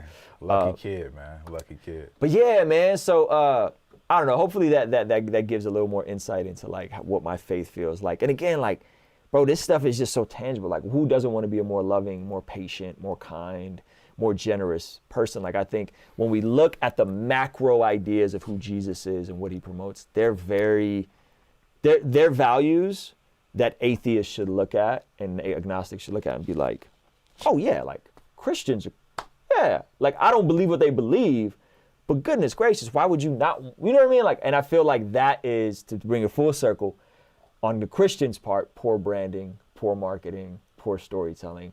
We've allowed the narrative to get hijacked by the loony crazy guys, the crazy Christians, right? And now we're in this weird cultural intersection, and what I believe is happening, I'm praying is happening, is that there is a real life rebrand happening publicly with guys like Kanye West getting saved, Chance getting saved, Justin Bieber getting saved. I think Kanye is saved. Like, I think he's like saved. Yeah, I mean, he's a very interesting individual, but I think, like, as far out as he's gone, and then, like, the pastors that you mentioned, the pastors like Pastor Rich Wilkinson, these guys that are like love Jesus, but like love people. You know what I mean? And they're like normal. They're not freaking weirdos. And I think we're seeing that shift. I'm seeing that shift happen in culture, that what Jesus and Christianity really need is some better PR. No, really. Jesus was Jesus was like the Gary Vee of Christianity, right? Word up, man. Yeah. Well, yo, thank y'all for hanging out with us, bro. I think we just clocked the record. This might be the longest stream I've done. Bam. We gotta get you this California burrito, bro. You're not gonna. Let's go, man. I just realized that you got those blackout type vibes going on, so I probably lost track of time. I thought it's good. That's good. Got in the zone. I don't even realize that it's not daytime anymore. Yeah, man. Yo, appreciate all y'all hanging out with us. Leave a comment, all that good stuff. I think if you guys aren't, don't play yourself, man. Go subscribe to BrandMan Sean's channel, and more importantly, if you're dope, you might want to submit to the new BrandMan network that's about to come and see if he'll accept you into that, because I think that's going to be really beneficial for a lot of you guys. So thank you guys for watching. Subscribe to his channel, and stay tuned for all that other good stuff. All right.